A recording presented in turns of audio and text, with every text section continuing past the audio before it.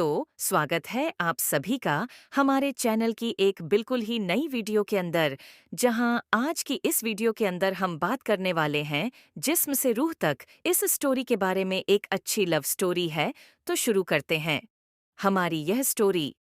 सजाए मौत। हरिद्वार रात के तकरीबन 3 बजे एक लड़की बिस्तर पर सोई हुई बहुत ही ज्यादा बेचैनी से इधर उधर करवट ले रही थी। वो लड़की गहरी नींद में थी, लेकिन शायद वो कोई बहुत बुरा सपना देख रही थी। पसीने से उसका पूरा बदन भरा हुआ था और वो गहरी गहरी सांसें ले रही थी। वो नींद में ही बिस्तर पर इधर उधर होते हुए बोली, मैं आऊंगी वापस, मैं जरूर आऊंगी।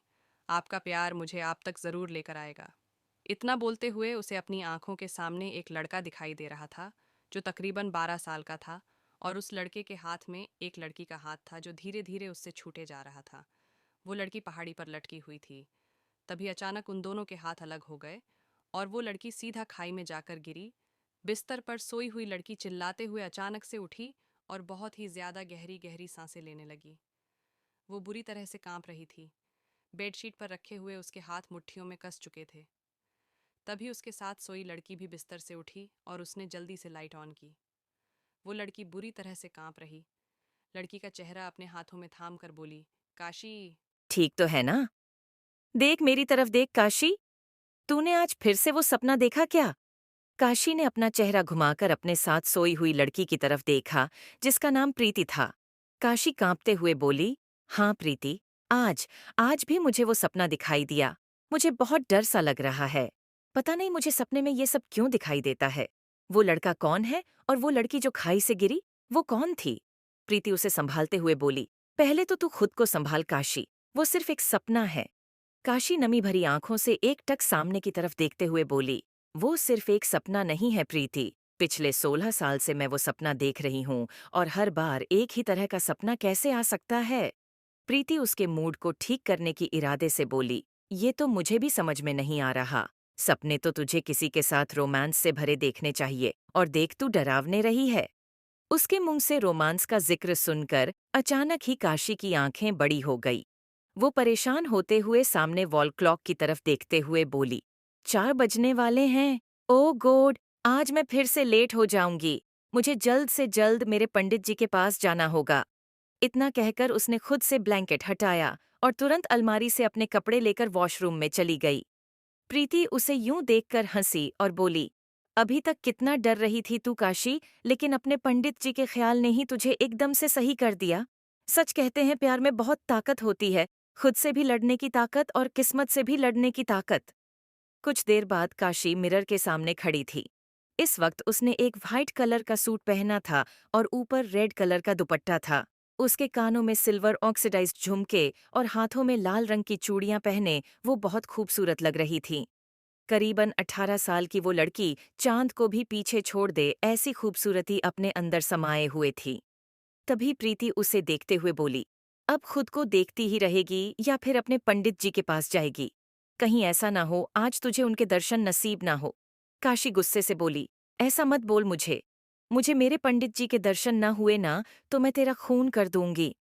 प्रीति हंसी और बोली, मेरा खून बाद में करियो, पहले अपने पंडित जी के पास जा। काशी जल्दी से रूम से बाहर निकली। ब्रह्मकुंड घाट काशी बड़े ही तेज कदमों से घाट की तरफ बढ़ रही थी। एक दो बार उसका पैर लड़खड़ाया और उसके पैर में कांटे जैसा कुछ चुभा, लेकिन बिना अपनी परवाह किए वो बस तेजी से आगे बढ़े जा रही थी। तभी अचानक से उसके कदम ठहर गए और उसकी नजर सामने की तरफ टिक गई, जहां घाट में एक शख्स के सिर्फ हाथ दिखाई दे रहे थे, क्योंकि वो शख्स पूरा पानी में डूबा हुआ था, लेकिन उसके हाथ जुड़े हुए ऊपर की तरफ थे। एक हाथ में सोने का ब्रेसलेट तो दूसरे हाथ में एक काली मोतियों की माला चमक रही थी। काशी ने अपने सीने पर अपना हाथ रखा और बोली, पंडित जी बस सुबह सुबह आपका चेहरा देखने को मिल जाए, इस काशी की तो सुबह जन्नत हो जाती है। तभी वो दोनों हाथ एक सिर को छूते हुए थोड़े और ऊपर की तरफ हुए और वो शख्स पानी से बाहर की तरफ निकला। चौड़े कंधे, गले में रुद्राक्ष की माला, उभरा हुआ सीना और कसी हुई बॉडी। अगर कोई शख्स को देखे तो सच में देखता ही रह जाए। 30 साल का वो शख्स धीरे धीरे पानी से बाहर की तरफ आने लगा। इस वक्त उसने एक सफेद कलर की धोती पहनी हुई थी। सामने सीढ़ियों पर ही उसके कपड़े रखे थे।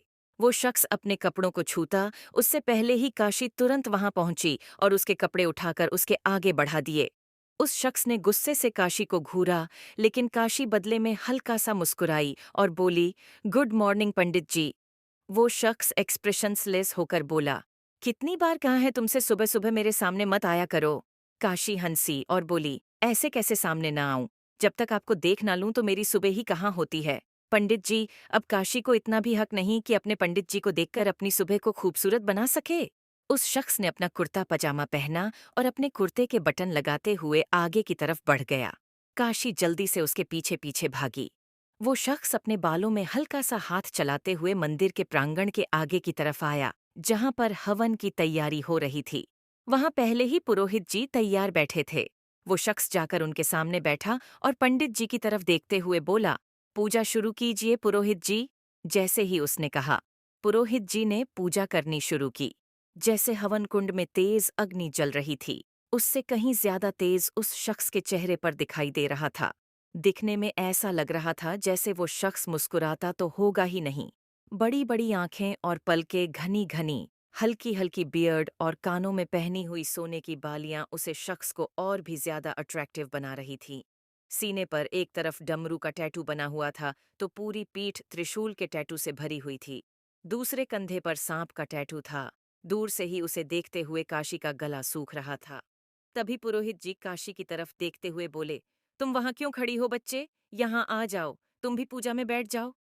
जैसे ही काशी आगे की तरफ आने लगी, उस शख्स ने अपनी आंखें खोलीं और बड़ी ही कड़क आवाज में बोला, मेरे अलावा इस पूजा में और कोई नहीं बैठ सकता। अपने पंडित जी की गुस्से भरी आवाज सुनकर भी काशी को कोई फर्क नहीं पड़ा। वो हवन कुंड के बिल्कुल करीब ना होकर थोड़ी ही दूरी पर बैठ गई और पुरोहित जी की तरफ देखते हुए बोली, आप पूजा कीजिए पुरोहित जी। उस शख्स ने गुस्से से एक गहरी सांस ली और अपनी आंखें बंद कर ली। काशी मुस्कुराई और बोली, आपको जितना गुस्सा करना है कर लीजिए पंडित जी, लेकिन आपके इस आग से गुस्से को काशी एक दिन ठंडा करके ही रहेगी। वो एक दिन आपकी अर्धांगिनी बनकर इस पूजा में तो जरूर बैठेगी। इतना कहकर उसने भी अपनी आंखें बंद कर ली और अपने हाथ जोड़ लिए। कुछ देर बाद पुरोहित जी बोले, पूजा संपन्न हुई। उस शख्स ने अपनी आंखें खोलीं और आंखें खुलते ही उसकी नजर सामने की तरफ गई, जहां पर अब काशी नहीं थी। जहां काशी को वहां पर देखकर उसका चेहरा गुस्से से तमतमा रहा था। अब उसके ना होने से उसके चेहरे पर कुछ खास एक्सप्रेशन नहीं थे। वो अपनी जगह से उठा और सामने की तरफ आया। वो उसे मंदिर से बाहर की तरफ निकल रहा था और उसके बॉडीगार्ड ने उसे पूरी तरह से घेर रखा था। करीबन 20 से 25 बॉडीगार्ड्स इस वक्त उस शख्स के आगे पीछे थे, जिन्होंने ब्लैक कलर के कपड़े पहने थे। सुबह के करीब 8 बजे उस शख्स की गाड़ी अपने विला के बाहर रुकी और तेज कदमों से वो शख्स अपने विला के अंदर जाने लगा। तभी रास्ते में एक आदमी ने उसके सामने अपने हाथ जोड़े और बोला, मुझे न्याय चाहिए मालिक। वो शख्स उस आदमी की बात सुनकर रुका और उसने चेहरा घुमाकर उस आदमी की तरफ देखा तो उसके सामने एक 60-70 साल का बुजुर्ग आदमी था, जिसके साथ एक 20 साल की लड़की खड़ी थी, जिसने अपना चेहरा झुकाया हुआ था और चेहरे और हाथ पर कई तरह के जख्मों के निशान थे। वो शख्स उस आदमी की तरफ देखते हुए बोला, कैसा इंसाफ? क्या गलत हुआ है तुम्हारे साथ? वो आदमी रोते हुए बोला, मेरी बेटी का रेप हुआ है मालिक, और मुझे मेरी बेटी के लिए इंसाफ चाहिए। कहा जाता है कि आपके द्वार पर हर गरीब की गुहार सुनी जाती है, तो अब इस गरीब की भी गुहार सुनेंगे ना? वो शख्स उसे लड़की की तरफ आया और उसके सिर पर अपना हाथ रख कर बोला, सदैव गोइंका के राज में हर गुनाह की एक ही सजा है और सजा है सजा ए मौत। सूरज ढलने से पहले पहले उस शख्स की लाश आपके कदमों में होगी। इतना कहकर सदैव अपने विला के अंदर चला गया। So guys, here we are with a new journey of love. I hope आपको ये स्टोरी बहुत पसंद आएगी। बहुत चीजें रिवील होंगी। अपने डाउट्स कमेंट्स बॉक्स में ड्रॉप कीजिए।